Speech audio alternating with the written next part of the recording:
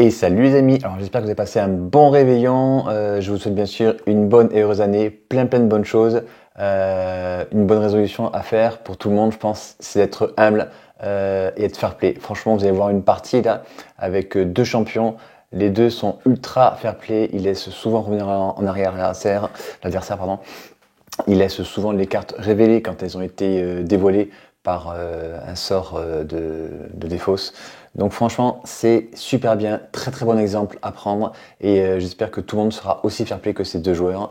On se retrouvera vendredi pour ensuite la 12e ronde du Relic Fest. On va continuer comme ça très rapidement jusqu'à la phase finale et j'aurai enfin un petit peu de repos. Allez, c'est parti pour la 10e ronde du Auric Fest avec à gauche Atraxa, pardon, qui est joué par Léo Faka et à droite Jirina Koudro qui est joué par Guillaume Villeneuve. Tous les deux sont uniquement une défaite et encore il me semble que Guillaume Villeneuve, la seule défaite qu'il ait eue c'était parce qu'il est arrivé en retard au Auric Fest. Donc voilà, là ici on voit la photo des joueurs comme j'ai pu lui apprendre juste avant la partie. Donc deux très bons joueurs et vous allez voir ils sont très fair play, ultra sportif. J'aime vraiment cet esprit. Donc j'espère que tout le monde pourra un petit peu copier cet esprit. C'est vraiment un exemple à suivre. Donc c'est le deck Jirina Kudro, pardon, le deck Atraxa qui a commencé. Alors oui, hein, trouver Jirina Kudro à ce moment-là du Relic Fest, je pense que Léo Faka avec son Atraxa a dû être un petit peu surpris.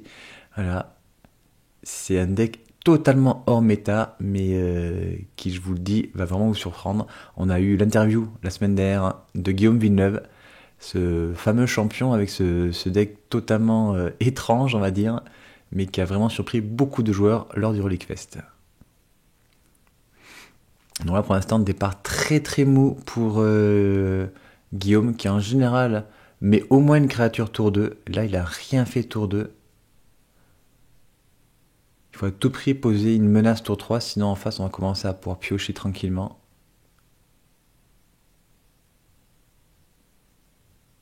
Bon, ça va. Hop, les menaces commencent à arriver.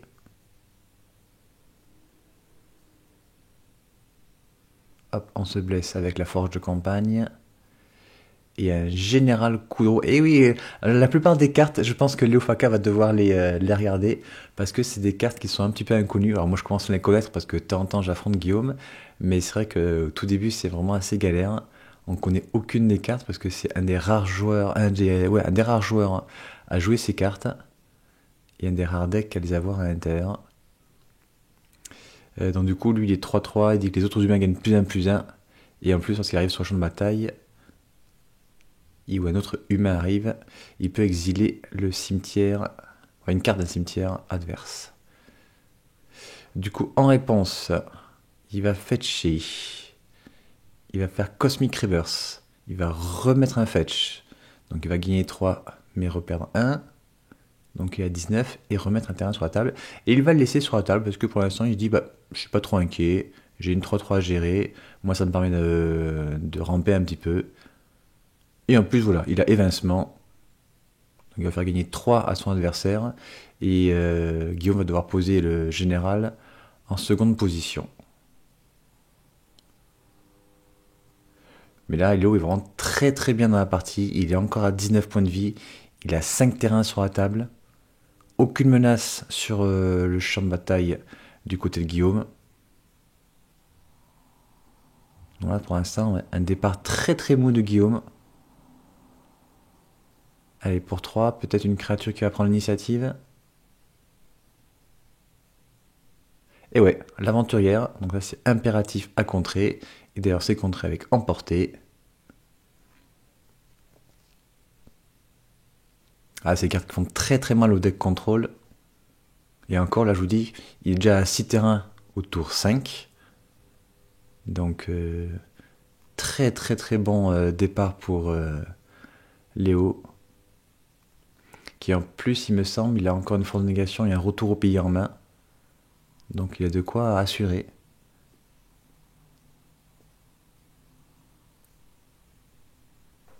Déluge de réminiscence, force de négation et retour au pays, ouais. Donc si Guillaume ne fait rien de menaçant, il peut très bien faire déluge de réminiscence. Et au pire, il peut faire déluge plus retour au pays. Et derrière, il va pouvoir poser Atraxa. s'il pioche un land parmi les 3 cartes. Donc il repose juste Girena Kudro, et bien je pense qu'il va le laisser, il va piocher juste... voilà, il va exiler juste une carte, donc du coup Guillaume, ouais, ce sera évincement. Et si c'est une fin de tour, ben, il y aura un déluge de réminiscence qui va arriver. Ouais. Et bien voilà, hop. Il va y avoir des 2 parmi les 4 cartes. Il suffit qu'il y ait un land parmi celle-ci. Et parmi la suivante ensuite qui va piocher. Mais là je pense qu'il va prendre un land. Et ben un land et la force de volonté. Voilà. Ah. Il prend pas la force de volonté? Ah, s'il prend force of will, il est trop bien. Et voilà, il prend le land et la force of will.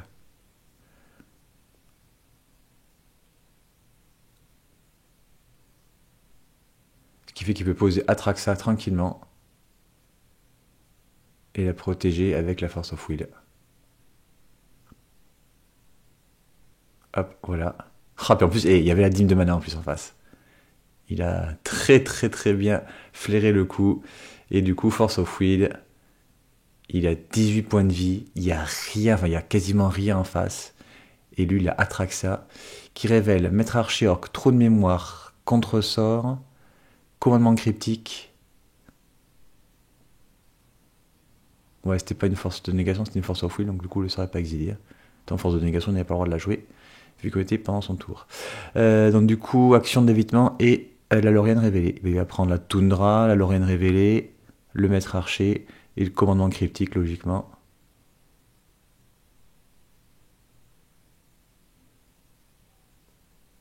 Voilà. C'est fort. C'est fort, il a une 7-7 sur la table. Qui est bien de vie. Il a un terrain et la Lauriane révélée qui pourra aller chercher un 9ème terrain si jamais Atraxa a été géré. Il est ultra bien. Guillaume n'a quasiment rien fait, il a la main pleine, mais voilà, il a lancé quasiment un seul sort par tour à chaque fois, donc c'est très très mou.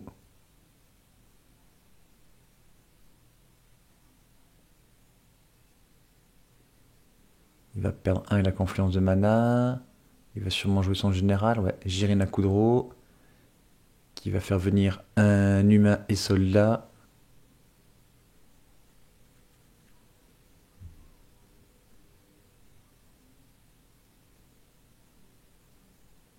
Ah, bien joué, bien joué, bien joué. Il a le retour au pays. Et du coup, il n'y a plus de force de négation dans la main adverse. Et donc c'est bon. Il gère Atraxa. Il va lui coller 5 en plus. Parce que donc du coup, avec Girena Kudro, tous ses humains gagnent plus 2, plus 0. Et il reprend l'avantage. Il a du board. Il est vraiment bien. Oh, mais j'avais pas fait gaffe, il y a un verdict divin. Il a pioché verdict divin au tour où il a pioché ou au tour où il a joué Atraxa. Donc il va jouer suprême verdict, se débarrasser de toutes les créatures. On va vérifier quand même ce que fait Gérald Coudreau quand même. Ouais. Ah non, il fait rien de spécial. Il peut pas les régénérer. Allez hop, il se débarrasse de toutes les créatures. Derrière, il a 4 mana de dégager pour pouvoir jouer commandement cryptique. Pour pouvoir jouer Maître Archéorc si besoin.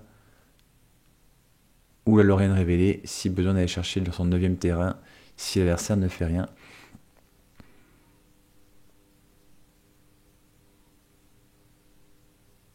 Là, s'il peut lancer 2 sorts ce tour-ci, ça peut être bien, mais en même temps, je sais même pas si c'est bien, parce que ton adversaire va pouvoir du coup faire un commandement cryptique sur le second sort et remonter le premier. Il perd 1 Guillaume, il lance Adeline, qui est pas spécialement dangereuse dans la situation actuelle. Donc je pense qu'il va laisser passer.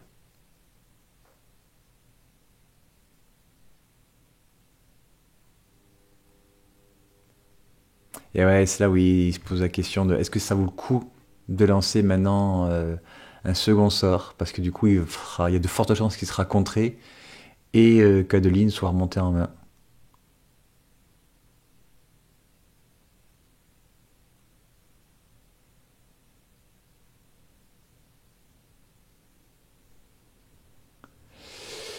La chasseuse d'orage. Et du coup, en effet, commandement cryptique, il la contre et il remonte à 2 lignes.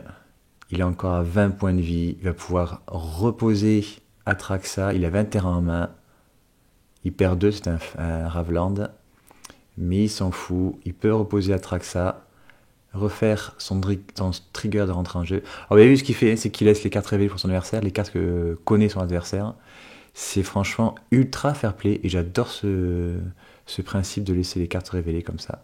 Salle des rêves, cachet d'ésotérisme, Strix en tant que créature, le temple de la fausse divinité qui permettra de rejouer encore Atraxa si elle était gérée ce tour-ci.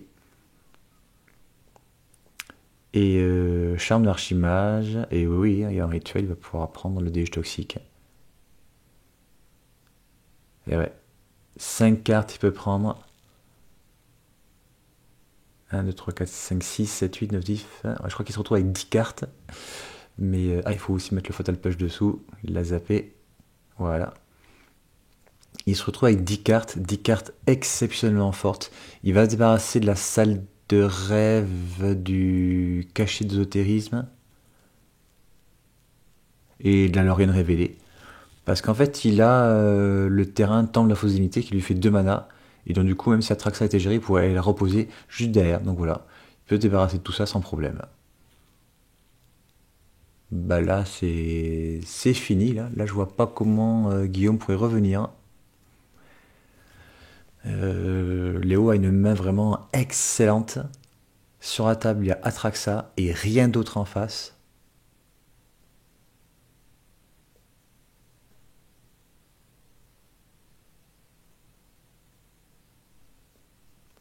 Il perd un à cause de la confluence de mana pour faire 6 mana. Rejouer Jirina Kudro. Ce coup-ci, poser 2 humains.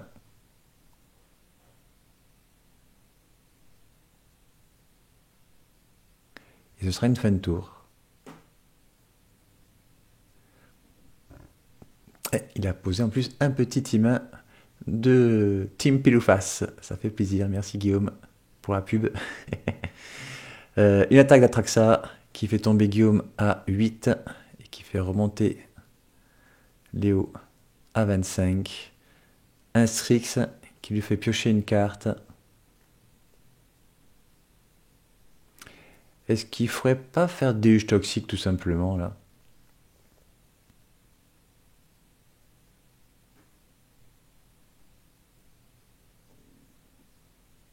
Ouh, ah bah non, ok d'accord. C'est encore pire, c'est Emrakul. 1, 2, 3, 4, 5, 6, 7, 8, 9, 10, 11, 12, 13, ouais. Allez hop, on remballe, ouais, c'est pas la peine de continuer cette partie. Ultra dominé par Léo, impressionnant quand ça sort comme ça, le deck Atraxa.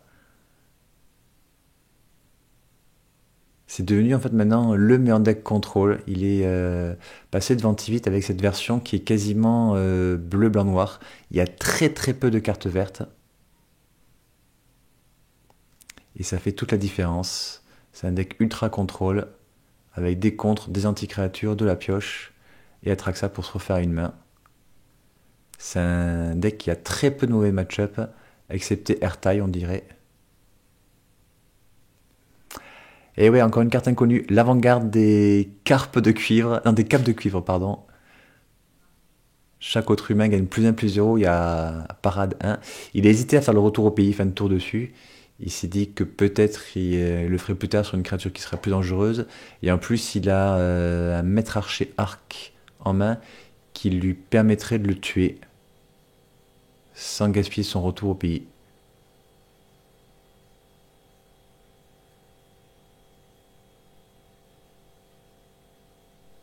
Allez, phase d'attaque. Hop. Justement, c'est peut-être là qu'il va faire le maître archer orc. Voilà. Il va poser maître archer orc, il va coller une blessure à l'avant-garde. Et je pense qu'en plus, il va bloquer avec le jeton orc et armée. Petite dédicace à Jules Lestienne qui aime bien le jeton orc avec un orc qui vient de l'eau. Karizev. Karizev qui sera très très bien, qui est menace, qui est humain. Voilà, la plupart des créatures dans le deck de Guillaume sont des humains. Un brainstorm à son tour, étrange.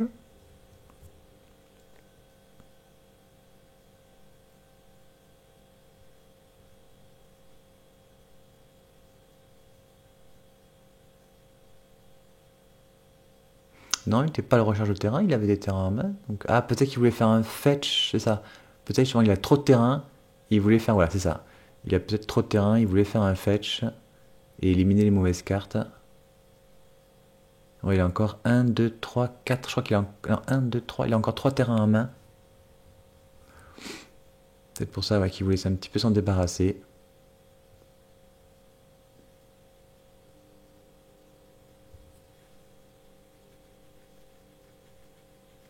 Allez, il va attaquer avec le Kaizev et le petit singe Ragavan qui sera bloqué par le maître archer orc. Ah d'accord, je pense qu'il se prépare à faire un dige toxique d'air. Et pour 4 mana, et ouh, l'exploratrice aguerrie et il a pas de contre. Alors il a des anti-bêtes et ouais, il a un dige toxique, mais et ça c'est franchement ça ces cartes là c'est les pires pour les decks contrôle. Parce que si on n'a pas de créatures sur la table, si on n'a pas de créatures volantes ou menaces, on a du mal à récupérer l'initiative. Et du coup, son adversaire continue à progresser dans les souterrains à chaque entretien. C'est vraiment très très fort. Et le deck Jirina Kudro peut en jouer 3. Il y a l'aventurière aussi, et puis l'aventurière rouge.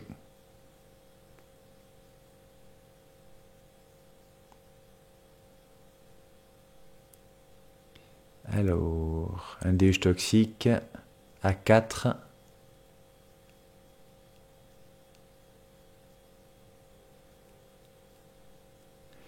Léo passe à 13.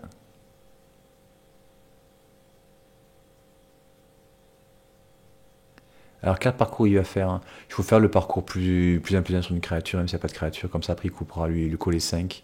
Ouais, c'est ce qu'il a fait Guillaume. Allez, amarré. Oula, pour 5.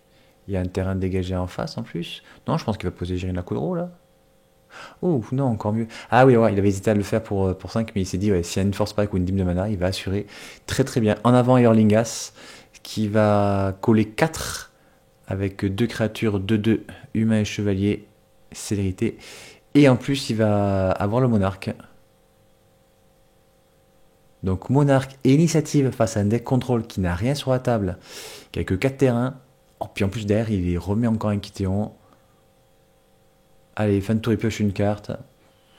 Ah ben là, autant la première c'était une démonstration de Atraxa, autant là c'est une démonstration de Jirina Kudro. Et pour ceux qui se disaient qu'est-ce qu'il fout là avec son deck Jirina Kudro à 8 victoires, une défaite, et bien voilà, vous comprenez que le deck peut être ultra agressif. Et oui, entretien, son adversaire perd 5 à cause de l'initiative.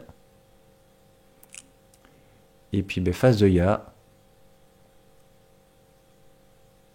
Boum boum boum. Ah, une solitude. Eh oui, il y a solitude qui va exiler Kitéon.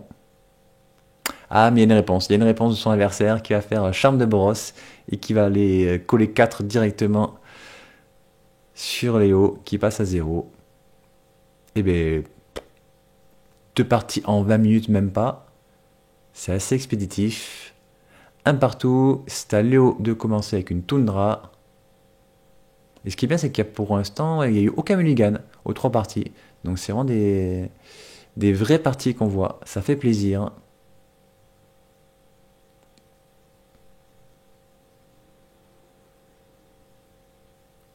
Quitter en tour 1, ça aussi, ça fait plaisir, je pense, pour Guillaume. Ah, il y a un retour au pays, toujours. Il hésite. Il hésite comme tout à l'heure, à la première. Ce fut un bon choix tout à l'heure de ne pas avoir gaspillé son retour au pays. Qu'est-ce qu'il va décider? Là, il va le garder aussi. Il va le garder pour plus tard, pour une plus grande menace. Un fetch. Et c'est une fin de tour.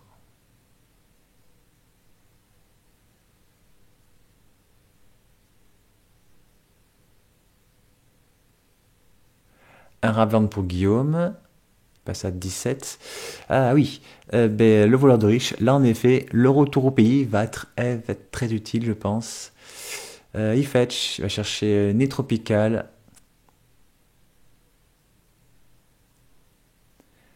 Spirale de croissance. Très très très bonne idée. Il pioche, il peut poser son fetch. Ouais, il peut poser son fetch. Il va pouvoir aller chercher, hop, une plaine avec laquelle il va pouvoir faire un retour au pays sur le voleur de riche. Ah là, un très très bon tour pour Léo, qui non seulement a rampé et en plus s'est débarrassé de la créature la plus menaçante en face. Donc il est bien fait au tour 1 de garder son retour au pays. Pour 3 mana Oko, c'est fort. Plus 2, enfin jeton nourriture. Et une voie de l'ascendance.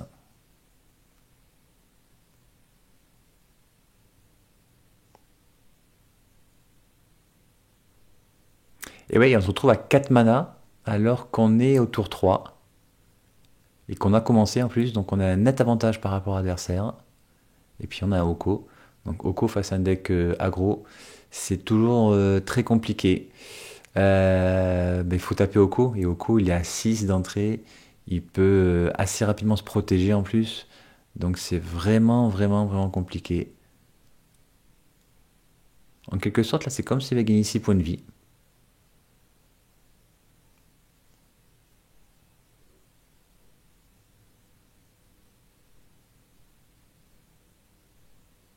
Voilà, faut mettre 6 points dans Oko, sachant qu'en plus il y aura toujours un jeton de nourriture qui pourra faire gagner 3 points de vie. Mais là, à ce niveau de la partie, je pense que le jeton de nourriture sera plutôt un futur élan, on va dire. Ouais, regarde ce que ça fait, hein, cette carte horrible pour les decks aggro. Alors autant l'initiative, c'est horrible pour les decks contrôle, mais Oko, à elle toute seule, c'est très compliqué à gérer. Un Triumph de Savaille qui arrive à engager. Câlin. Alors là, oui, j'en étais sûr que Léo allait regarder la carte. Ça aussi, c'est une carte qui est pas très connue, mais qui est très forte. Il la joue dans énormément de decks, Guillaume. Ça fait un trésor. Oh, en plus, jouer trésor et la petite fille. Il va jouer quoi? Sortir de terre. Et non, il peut pas, il a été exilé par le retour au pays. Et c'est là où vous allez voir Léo, franchement, un joueur, donc il lui dit, ben non, tu peux pas s'exiler. Mais il aurait pu dire, ben, t'as quand même gaspillé ton trésor. Eh ben non, non, non. Et en plus, Guillaume ne lui a même pas demandé. C'est Léo qui lui dit, non, non, mais ton trésor, vas-y, remets-le. Et ça, je vous dis, le gars, il est quand même à 8 victoires, une défaite. C'est un très grand champion. Et il se permet de faire ça. Ben, prenez exemple sur lui. Très très fair play, très sportif comme play. Allez, donc du coup, Kitéon attaque Oko, qui passe à 4. Et en plus, je reconnais que son jeton de trésor, et Guillaume, est magnifique. La petite fille dans l'encadre qui fait un petit peu la Joconde. J'aime pas les foils, mais je reconnais que celui-ci, il est très joli. Allez, un plus 1, il va transformer le jeton de nourriture de Valen PL en élan 3-3.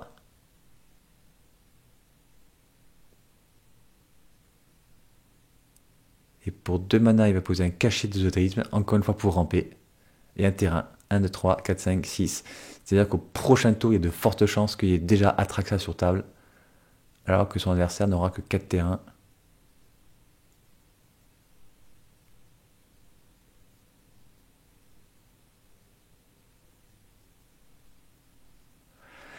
Et ouais, puis il y a une 3-3. Il y a une 3-3. On a deux créatures 2-1 et 2-2. Non, même pas, c'est 1-2 et 2-1. Il va falloir poser Jirina Kudro, mais il y a 2 manas dégagés en face. Et c'est. Il y a de fortes chances qu'il y ait un contre ou un anti-créature. Du coup, il sacrifie le trésor, c'est étrange. Ah, d'accord. Pour lui mettre un marqueur plus un à l'aventurière des cavernes du chaos. Il se dit que c'était mieux ça pour récupérer l'initiative. Donc gagner un marqueur plus un, c'est la capacité de câlin. Quand on joue une carte de créature en sacrifiant un trésor, on met un marqueur plus un sur la créature qui a été lancée. Donc il va chercher un land. Et il a une créature quand même qui est 6-4 piétinement. Et voilà, hop, un land qui a été pioché par... enfin qui a été posé en tout cas, par Léo, pour lancer Atraxa. Du coup, l'initiative, il s'en fout un petit peu, puisqu'il va le récupérer assez rapidement, normalement. Ah oui, il fait le scry avec la voix de l'ascendance.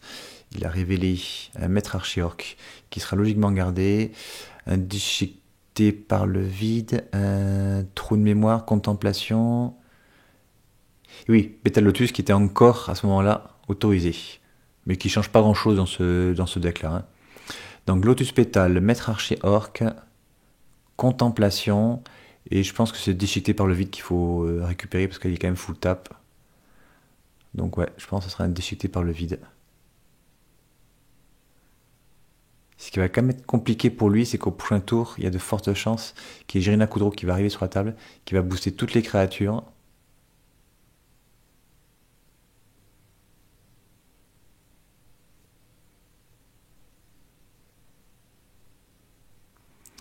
Alors, il va faire un pétale lotus, plus un.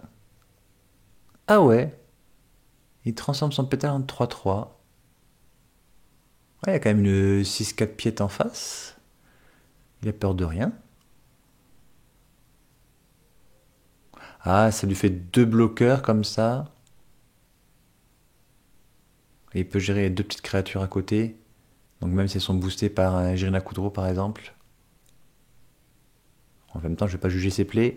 C'est quand même un grand champion, Léo. Donc entretien, Guillaume continue à avancer dans les souterrains. Il met 2 marqueurs plus un sur l'aventurière. Qui passe 8-6 du coup.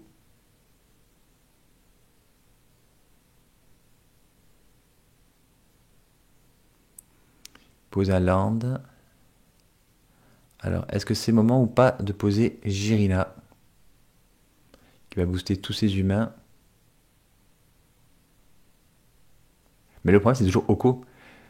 Le problème, c'est toujours Oko. Et en fait, on est quasiment obligé de continuer à frapper Oko plutôt que de frapper les points de vue adverses.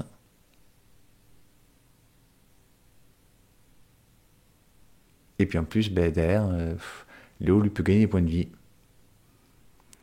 Alors, encore une nouvelle carte, j'étais sûr que Léo allait la regarder. Elle, quand elle entre en champ de bataille, elle exile un cimetière adverse. Et il peut la sacrifier pour que tous ses humains gagnent Hexproof et Indestructible jusqu'à la fin du tour.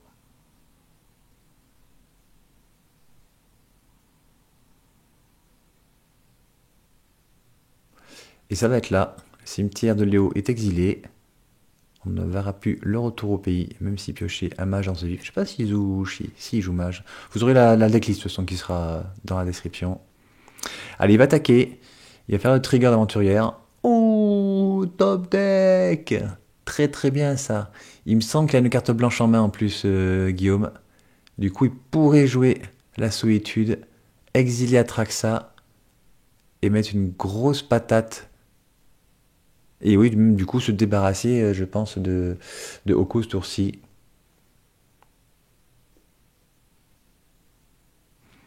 1, 2, 3. Ouais, il dégage Adeline. Il pose solitude. Ah, il y avait Force of Will en face. Il passe à 15, Léo. Ouais, ça c'est exilé, mais pas la solitude.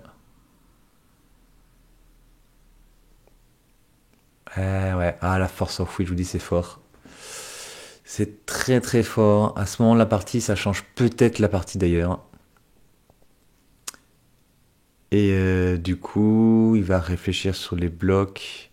Il va laisser passer la grosse créature. Ah, il n'a pas attaqué Oko. Il a attaqué le joueur. Donc il va perdre 8 de aventurière, mais gagner 7 d'air grâce à Atraxa. Et il va tuer Kalin et. Enfin, il allait tuer Kalin et Kition, mais qui ont survécu grâce au sacrifice de Jirina, il me semble.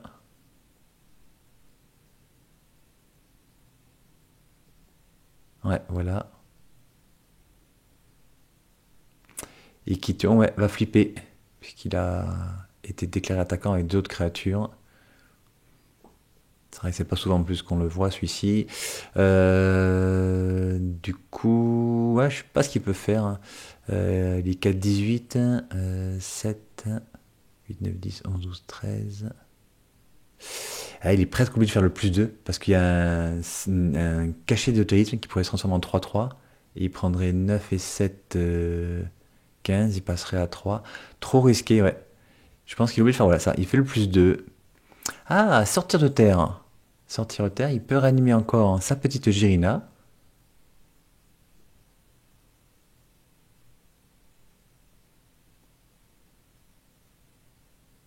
C'est pas mal, mais il va perdre l'initiative ce tour-ci.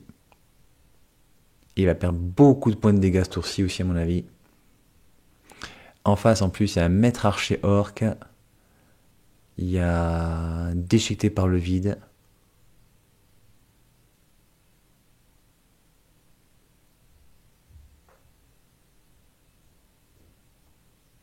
Ah, encore une fois, dès que Atraxa est sur la table et qu'il reste au moins un tour, c'est très compliqué.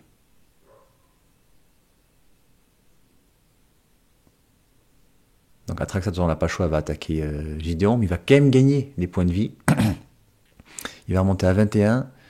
Par contre, est-ce qu'on fait la capacité d'Oko pour transformer le cachet en 3-3 élan et on frappe comme une brute?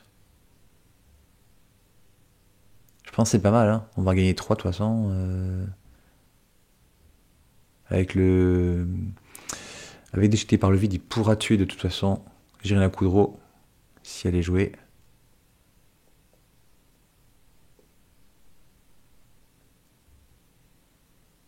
Voilà, juste attaqué avec 2 petits 3-3. Ah, il va peut-être transformer...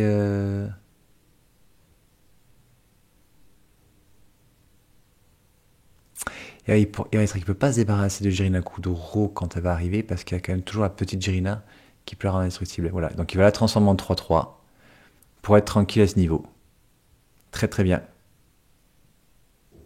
Très bien joué de sa part. Donc ça devient un élan. Hop, voilà. Et un élan qui ne restera que 3-3. Donc même si Jirina Kudro arrive, il n'y aura que Kalin qui sera boosté, ce qui n'est pas top.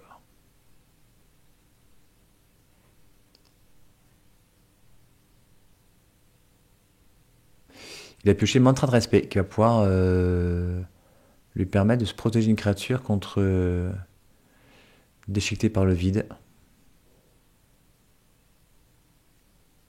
Pourquoi il la joue maintenant? Ah Eros à part. Et là, encore une fois, voilà, on voit Léo qui lui dit j'ai pas vu ce que c'était ta carte, mais t'inquiète, je t'autorise à revenir en arrière. C'est ça. Ça, c'est du vrai Magic. Franchement, c'est beau à voir. Surtout à ce niveau de compétition, c'est vraiment, vraiment beau à voir. Donc du coup, avant la fin d'attaque, il fait un déchiqueté par le vide. Et là, en effet, il veut faire mantra de respect, mais qui est contré qu'un contre-sort. Et du coup, ça va être très compliqué. Il va pas réussir à se débarrasser de Oko. Lui, non, il n'est pas que j'ai juste détruit. Mais il se retrouve avec une 1-2 et une 3-3 élan qui sont totalement ridicules. En face, on a une 7-7 vol lien de vie vigilance. On a 2 créatures 3-3 qui sont tapées. Il y aura, voilà, fin de tour, il y aura un maître archiorc qui va lui mettre 1 dans la tête. Voilà, il passe à 11. Il pose ensuite un jeton orc et armée.